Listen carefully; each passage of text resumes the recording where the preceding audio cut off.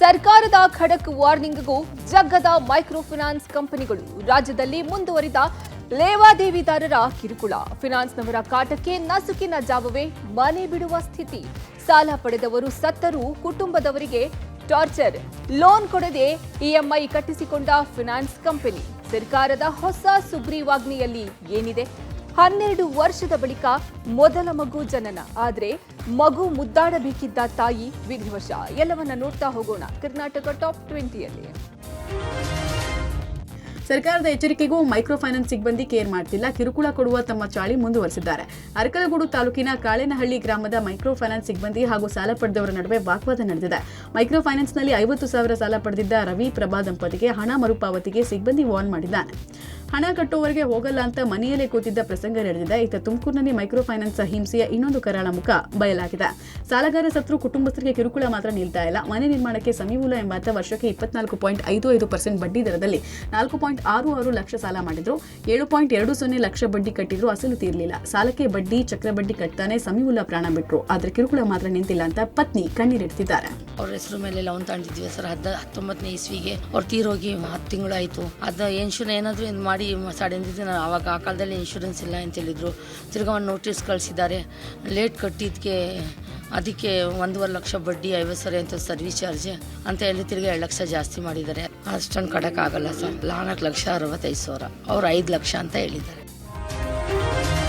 Housing loan ಕೊಡುವುದು late ಆಗಿದ್ದಕ್ಕೆ Hinduja finance ಮುಂದೆ ದಂಪತಿ ಪ್ರತಿಭಟನೆ ಮಾಡಿದ ಘಟನೆ ಹಾವೇರಿ ನಗರದಲ್ಲಿ ನಡೆದಿದೆ. ಬಾಗಿಲು ಮುಚ್ಚೋಕೆ ಬಿಡದೆ ಒಳಗೆ ಕೂತು ಹಿಂದೂಜಾ ಫೈನಾನ್ಸ್ ಸಿಬ್ಬಂದಿ ವಿರುದ್ಧ ಆಕ್ರೋಶ ಹೊರಹಾಕಿದ್ದಾರೆ. ನಿರ್ಮಲಾ ಶರಣಯ್ಯ ಮಹಾಂತಿ ಮಠ ಎಂಬಾಕೆಯಿಂದ ಹಾವೇರಿ ನಗರ ಪೊಲೀಸ್ ಠಾಣೆಯಲ್ಲಿ ಫೈನಾನ್ಸ್ ವಿರುದ್ಧ ದೂರು ದಾಖಲಾಗಿದೆ. ಲೋನ್ ಕೊಡೋದಾಗಿ ನಂಬಿಸಿ ಲೋನ್ ಕೊಡದೆ 10 ತಿಂಗಳು ಇಎಂಐ ಕಟ್ಟಿಸಿಕೊಂಡಿದ್ದಾರೆ. ಇದುವರೆಗೂ 4,20,000 ಇಎಂಐ ಕಟ್ಟಿದ್ದೀವಿ, ಆದ್ರೂ ಲೋನ್ ಕೊಟ್ಟಿಲ್ಲ ಅಂತ ಆಕ್ರೋಶ ಹೊರಹಾಕಿದ್ದಾರೆ. ಹಾವೇರಿ ಶಿವಾಜಿನಗರದ ಶ್ರೀಪಾದ್ ರೇವಣ್ಕರ್ ಸೇರಿದ ಮನೆಯನ್ನ 40 ಲಕ್ಷಕ್ಕೆ ಖರೀದಿಗೆ ಒಪ್ಪಂದ ಮಾಡಿಕೊಂಡಿದ್ರು. ಒಪ್ಪಂದ ಪತ್ರ ನೀಡಿ ಸಾಲಕ್ಕೆ ಅರ್ಜಿ ಹಾಕಿದ್ರು.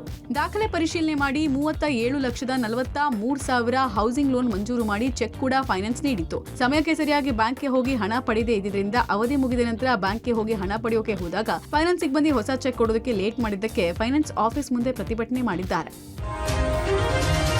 ಮೈಕ್ರೋ ಫೈನಾನ್ಸ್ ಕಿರುಕುಳದ ಬಗ್ಗೆ ಪಬ್ಲಿಕ್ ಟಿವಿಯ ಮೆಗಾ ವರದಿ ಮನೆ ಮುರುಕರಿಗೆ ಬಿಸಿ ಮುಟ್ಟಿಸಿದೆ. ಮೈಕ್ರೋ ಫೈನಾನ್ಸ್ ಕಂಪನಿಗಳ ಆಟಾಟೋಪಕ್ಕೆ ಬ್ರೇಕ್ ಹಾಕೋಕೆ ಸಿಎಂ ಹೊಸ ಕಾನೂನು ತರೋ ಎಚ್ಚರಿಕೆ ನೀಡಿದ್ರು. ಅದರಂತೆ ಗುರುವಾರ ನಡೆಯುವ ಸಂಪುಟ ಸಭೆಯ ಅಜೆಂಡಾದಲ್ಲಿ ಸುಗ್ರೀವಾಜ್ಞೆಯ ವಿಷಯ ಸೇರಿಸಲಾಗಿದೆ. ಕಾನೂನು ಇಲಾಖೆಯ ಬಿಲ್ ರೆಡಿ ಮಾಡಿದ್ದು ಸಚಿವ ಸಂಪುಟ ಸಭೆಯಲ್ಲಿ ಮೊದಲ ವಿಷಯವಾಗಿ ಸುಗ್ರೀವಾಜ್ಞೆಯ ಬಗ್ಗೆ ಚರ್ಚೆ ನಡೆಯಲಿದೆ. ಸಾಲಗಾರರಿಗೆ ಕಿರುಕುಳ ಕೊಟ್ರೆ 3 ವರ್ಷ ಜೈಲು ಶಿಕ್ಷೆ ಆಗಲಿದ್ದು 1 ಲಕ್ಷದವರೆಗೆ ದಂಡ ವಿಧಿಸುವ ಕಾನೂನು ಸುಗ್ರೀವಾಜ್ಞೆಯಲ್ಲಿ ಅಡಕವಾಗಿದೆ.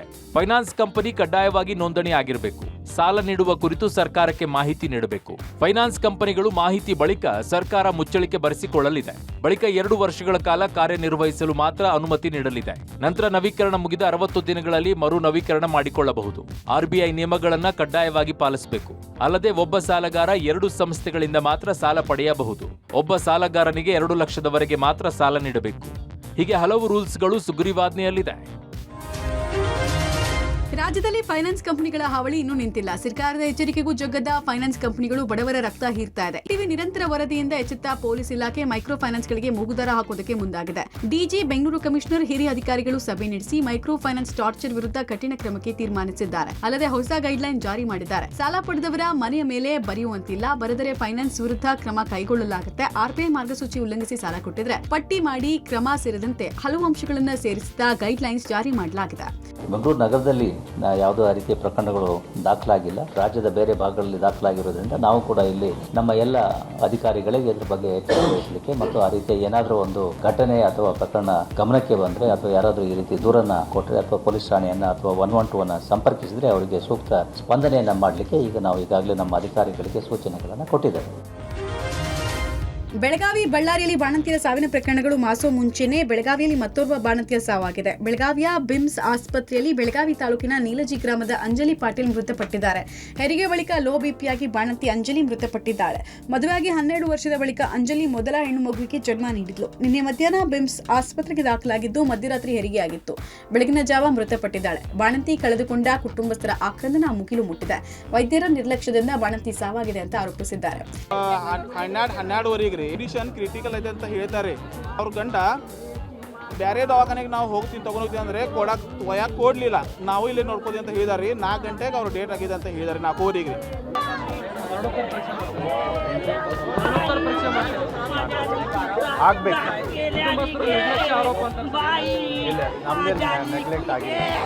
ಬಾಣಂತಿ ಸಾವುಗಳು ಆಗೋದೇ ಇಲ್ಲ ಅಂತ ಹೇಳಕ್ಕೆ ಆಗೋದಿಲ್ಲ.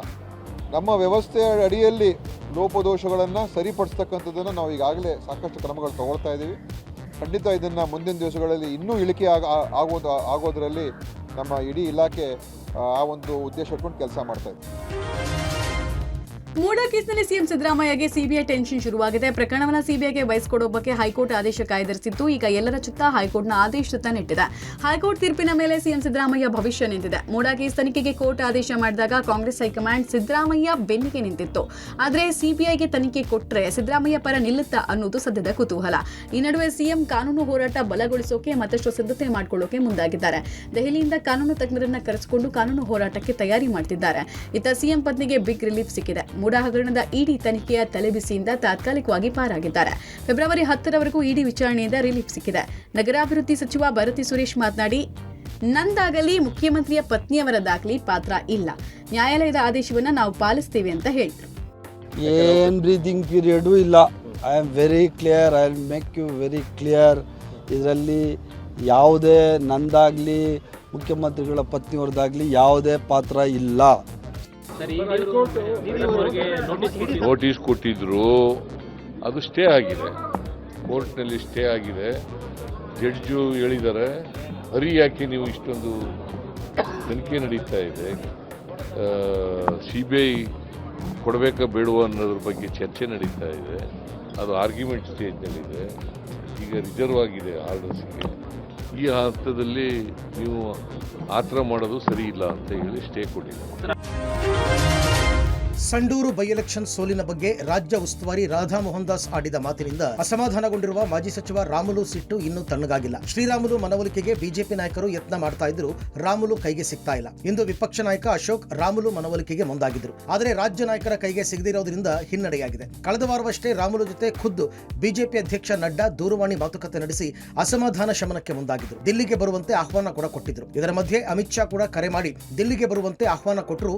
ರಾಮುಲು ತಣ್ಣಗಾಗಿಲ್ಲ. ಬಿಜೆಪಿ ನಾಯಕರ ಜೊತೆ ರಾಮುಲು ಅಂತರ ಕಾಯ್ದುಕೊಂಡಿರೋದ್ರಿಂದ ಪಕ್ಷಕ್ಕೆ ಬರೋ ವಿಶ್ವಾಸವನ್ನ ಸಚಿವ KN ರಾಜಣ್ಣ ವ್ಯಕ್ತಪಡಿಸಿದ್ದಾರೆ. ರಾಜಕಾರಣ ನಿಂತ ನೀರಲ್ಲ, ಪಕ್ಷದ ಸಿದ್ಧಾಂತವನ್ನ ಒಪ್ಪಿ ಬರೋದಾದ್ರೆ ರಾಮುಲು ಪಕ್ಷಕ್ಕೆ ಬರಬಹುದು ಎಂದಿದ್ದಾರೆ.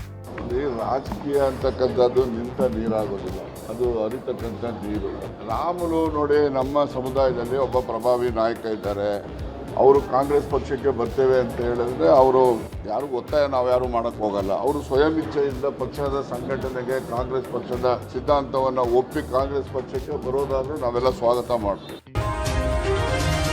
ರಾಜ್ಯ ಬಿಜೆಪಿ ಸದ್ಯ ಮನೆಯೊಂದು 3 ಬಾಗಿಲಾಗಿದೆ. ಒಡೆದ ಮನೆಯನ್ನ ಮತ್ತೆ ಸರಿಪಡಿಸುವ ಕೆಲಸಕ್ಕೆ ಬಿಜೆಪಿ ಹೈಕಮಾಂಡ್ ಮುಂದಾಗಿದೆ. ಬಿಜೆಪಿ ಮನೆಯ ಗೊಂದಲಗಳಿಗೆ ಸದ್ಯದಲ್ಲೇ ತೆರೆ ಎಳೆಯೋಕೆ ಸಜ್ಜಾಗಿದೆ. ರಾಜ್ಯಾಧ್ಯಕ್ಷ ಸ್ಥಾನದ ಚುನಾವಣೆ ಸಂದರ್ಭದಲ್ಲೇ ಬಿರುಕಿಗೆ ಹೈಕಮಾಂಡ್ ಪ್ಯಾಚಪ್ ಮಾಡೋಕೆ ಮುಂದಾಗಿದೆ. ಒಂದು ಕಲ್ಲಿನಿಂದ 3 ಕಡೆ ಗುರಿ ಇಡೋದಕ್ಕೆ ಹೈಕಮಾಂಡ್ ಭರ್ಜರಿ ಪ್ಲಾನ್ ಮಾಡಿದೆ. ಅಧ್ಯಕ್ಷ ಸ್ಥಾನದ ಚುನಾವಣೆ ವೇಳೆ ಕೇಸರಿ ಮನೆಯ ಗುಂಪುಗಾರಿಕೆಗೂ ಬ್ರೇಕ್ ಹಾಕುವ ಸಾಧ್ಯತೆ ಇದೆ. ಕೋರ್ ಕಮಿಟಿ ಪದಾಧಿಕಾರಿಗಳ ಪಟ್ಟಿ ಪರಿಷ್ಕರಣೆಗೆ ಅಂತಿಮ ರೂಪ ನೀಡಲಿದೆ. ಎರಡೂ ಬಣಗಳಿಗೂ ಸಮಾಧಾನ ಆಗುವಂತೆ ಕೋರ್ ಕಮಿಟಿಗೆ ಸದಸ್ಯರು ಹಾಗೂ ಪದಾಧಿಕಾರಿಗಳನ್ನು ನೇಮಿಸಲಿದೆ. ಶೀಘ್ರದಲ್ಲೇ ಚುನಾವಣಾ ಉಸ್ತುವಾರಿ ಶಿವರಾಜ್ ಸಿಂಗ್ ಚೌಹಾಣ್ ಇಬ್ಬರು ವೀಕ್ಷಕರು ರಾಜ್ಯಕ್ಕೆ ಬರಲಿದ್ದು ಎಲ್ಲಾ ಗೊಂದಲಗಳಿಗೆ ತೆರೆ ಎಳೆದು ಎರಡೂ ಬಣಗಳಿಗೆ ಸಮಾಧಾನ ಸೂತ್ರ ಹೆಣಲಿದ್ದಾರೆ. ಗುಂಪುಗಾರಿಕೆಯಿಂದ ಪಕ್ಷ ಸಂಘಟನೆಗೆ ಭಾರಿ ಡ್ಯಾಮೇಜ್ ಆಗಿದ್ದು ಹೈಕಮಾಂಡ್ ಗರಂ ಆಗಿದೆ. ಪಕ್ಷ ಸಂಘಟನೆಯಿಂದ ವಿವಿಧ ಹಂತದ ಪದಾಧಿಕಾರಿಗಳು ಅಂತರ ಕಾಯ್ದುಕೊಂಡಿದ್ದರಿಂದ ಪಕ್ಷ ಸಂಘಟನೆ ಮೇಲೆ ಭಾರಿ ಪರಿಣಾಮ ಬೀರಿದೆ. ಹೀಗಾಗಿ ತುರ್ತು ವರದಿ ಕೇಳಿದೆ. ಐಶ್ವರ್ಯ ಗೌಡ, ಶ್ವೇತಾ ಗೌಡ ಚಿನ್ನ ವಂಚನೆ ಕೇಸ್ ಸಾಕಷ್ಟು ಸದ್ದು ಮಾಡ್ತಿದೆ. ಈ ಇಬ್ಬರ ವಂಚನೆ ಪ್ರಕರಣ ಬಳಿಕ ಮತ್ತೊಬ್ಬಳ ವಂಚನೆ ಕೇಸ್ ಮುನ್ನೆಲೆಗೆ ಬಂದಿದೆ. ರೇಖಾ ಎಂಬಾಕೆ ಬೆಂಗಳೂರಿನ ಕಾಲ್ಟನ್ ಟವರ್ ಹೆಸರಲ್ಲಿ ವಂಚನೆ ಮಾಡಿ ಇದೀಗ ಸಿಸಿಬಿ ಪೊಲೀಸರ ಅತಿಥಿಯಾಗಿದ್ದಾಳೆ. 25 ಕೋಟಿ ಕತೆ ಕಟ್ಟಿ ಕೋಟಿ ವಂಚನೆ ಮಾಡಿದ್ದು ರೇಖಾ ಹಾಗೂ ಆತನ ಗಂಡ ಮಂಜುನಾಥ್ ಅರೆಸ್ಟ್ ಆಗಿದ್ದಾರೆ. ಪೊನ್ನಂಪೇಟೆಯ ಉದ್ಯಮಿಯನ್ನ ಸುಲಿಗೆ ಮಾಡಿದ ವಂಚಕರು MLA ಹೆಸರು ಸುಲಿಗೆ ಮಾಡಿದ್ದಾರೆ. Shaadi.com ಹೆಸರು ದೋಖಾ ಮಾಡಿದ್ದಾರೆ. ಹಲವು ರೀತಿ ವಂಚನೆ ಮಾಡಿರುವ ರೇಖಾ 100 ಕೋಟಿ ರೂಪಾಯಿ ವಂಚಿಸಿದ್ದಾಳೆ. ಸುಲಿಗೆ ಪ್ರಕರಣ ಸಂಬಂಧ ಸಿಸಿಬಿ ಸೈಬರ್ ಪೊಲೀಸ್ ಠಾಣೆಯಲ್ಲಿ ಕೇಸ್ ದಾಖಲಾಗಿದ್ದು ಇದೀಗ ರೇಖಾ ಹಾಗೂ ಆಕೆಯ ಪತಿ ಕಂಬಿ ಹಿಂದೆ ಹೋಗಿದ್ದಾರೆ. ಛೋಟಾ ಮುಂಬೈ ಹುಬ್ಬಳ್ಳಿಯಲ್ಲಿ ಮತ್ತೆ ರಕ್ತ ಹರಿದಿದೆ. ಹಳೆ ವೈಷಮ್ಯಕ್ಕೆ ಯುವಕನನ್ನ ಬರ್ಬರವಾಗಿ ಕೊಲೆ ಮಾಡಲಾಗಿದೆ. 24 ವರ್ಷದ ಆಕಾಶ್ ಎಂಬಾತನನ್ನ ಚಾಕುವಿನಿಂದ ಇರಿದು ಹತ್ಯೆ ಮಾಡಲಾಗಿದೆ. ಹುಬ್ಬಳ್ಳಿಯ ಲಿಂಗರಾಜ್ ನಗರದಲ್ಲಿರುವ ಗೋಲ್ಡನ್ ಹೈಟ್ಸ್ ಬಾರ್ ಪಾರ್ಕಿಂಗ್ ನಲ್ಲಿ 3 ದುಷ್ಕರ್ಮಿಗಳು ಯುವಕನನ್ನ ಕೊಲೆ ಮಾಡಿದ್ದಾರೆ. ಇನ್ನು ದುಷ್ಕರ್ಮಿಗಳ ಬಂಧನಕ್ಕೆ ಬಲೆ ಬೀಸಿದ್ದ ಪೊಲೀಸರು ಫೈರಿಂಗ್ ಮಾಡಿದ್ದಾರೆ. ಆಕಾಶ್ ಹತ್ಯೆ ಮಾಡಿದ್ದ ಅಭಿಷೇಕ್, ವಿನೋದ್ ಹಾಗೂ ಯಲ್ಲಪ್ಪನ ಕಾಲಿಗೆ ಗುಂಡನ್ನ ಪೊಲೀಸರು ಹೊಡೆದಿದ್ದಾರೆ. ಆರೋಪಿಗಳನ್ನ ಬಂಧಿಸುವಾಗ ತಪ್ಪಿಸಿಕೊಳ್ಳೋಕೆ ಹಲ್ಲೆಗೆ ಯತ್ನಿಸಿದ್ದು, ಈ ವೇಳೆ ಆತ್ಮರಕ್ಷಣೆಗಾಗಿ 9 ಸುತ್ತು ಫೈರ್ ಮಾಡಿದ್ದಾರೆ. ಘಟನೆಯಲ್ಲಿ ವಿದ್ಯಾನಗರ ಪೊಲೀಸ್ ಇನ್ಸ್ಪೆಕ್ಟರ್ ಶ್ರೀಮಂತ ಹುಣಸಿಕಟ್ಟಿ, ಸುನಿಲ್ ಮತ್ತು ಮುತ್ತು ಲಮಾಣಿ, ಶರಣಗೌಡ ಲಮಾಣಿಗೆ ಗಾಯಗಳಾಗಿದೆ. ಹುಬ್ಬಳ್ಳಿಯ ವಿದ್ಯಾನಗರ ಪೊಲೀಸ್ ಠಾಣಾ ವ್ಯಾಪ್ತಿಯಲ್ಲಿ ಪ್ರಕರಣ ದಾಖಲಾಗಿದೆ. ಭೀಮಾ ತೀರದಲ್ಲಿ ಮತ್ತೆ ನೆತ್ತರು ಹರಿದಿದೆ. ವಿಜಯಪುರದಲ್ಲಿ 2 ಕೊಲೆ ಪ್ರಕರಣಗಳು ನಡೆದಿವೆ. ವಿಜಯಪುರ ಜಿಲ್ಲೆ ತಿಕೋಟ ತಾಲೂಕಿನ ಅರಕೇರಿಯ ಭಂಡಾರ ವಸತಿಯಲ್ಲಿ ಹಾಡ ಹಗಲೇ ಶೂಟೌಟ್ ಮಾಡಿ ಯುವಕನನ್ನ ಕೊಲೆ ಮಾಡಲಾಗಿದೆ. ಸತೀಶ್ ರಾಠೋಡ ಎಂಬಾತನ ಮೇಲೆ ಗುಂಡಿನ ದಾಳಿ ನಡೆದಿದ್ದು ಸ್ಥಳದಲ್ಲೇ ಮೃತಪಟ್ಟಿದ್ದಾನೆ. ಸತೀಶ್ ರಾಠೋಡ ರಮೇಶ್ ಚವಾಣ ಎಂಬಾತನ ಮಗಳನ್ನ ಇಷ್ಟಪಡ್ತಾ ಇದ್ದಂತೆ. ಸತೀಶ್ ಇಷ್ಟಪಟ್ಟ ಹಿನ್ನೆಲೆಯಲ್ಲಿ ಸತೀಶ್ ಕುಟುಂಬಸ್ಥರು ಮದುವೆ ಮಾಡಿಕೊಳ್ಳೋದಕ್ಕೆ ಕೇಳಿದ್ರು. ಆದರೆ ಯುವತಿಯ ತಂದೆ ರಮೇಶ್ ನಿರಾಕರಿಸಿದ್ರು. ನಂತರ ರಮೇಶ್ ಮಗಳು ಬಾವಿಗೆ ಬಿದ್ದು ಆತ್ಮಹತ್ಯೆ ಮಾಡಿಕೊಂಡಿದ್ಲಂತೆ. ಅದೇ ಸೇಡಿಗೆ ರಮೇಶ ಹಾಗೂ ಇತರರು ಗುಂಡು ಹಾರಿಸಿದ್ದಾರೆ ಅಂತ ಸತೀಶ್ ತಂದೆ ಪ್ರೇಮ್ ಸಿಂಗ್ ಆರೋಪ ಮಾಡಿದ್ದಾರೆ. ನಿನ್ನೆ ರಾತ್ರಿ ವಿಜಯಪುರ ನಗರದ ಕೀರ್ತಿ ನಗರದ ಖಬರಸ್ಥಾನದಲ್ಲಿ ವ್ಯಕ್ತಿಯ ಕೊಲೆ ಮಾಡಿ ಹೂಳಲು ಯತ್ನಿಸಿದ ಘಟನೆ ಕೂಡ ನಡೆದಿದೆ. ಅರ್ಧ ಶವ ಹೂಳಿ ಶವದ ಮೇಲೆ ಮಣ್ಣು ಹಾಕಿ ದುಷ್ಕರ್ಮಿಗಳು ಪರಾರಿಯಾಗಿದ್ದಾರೆ.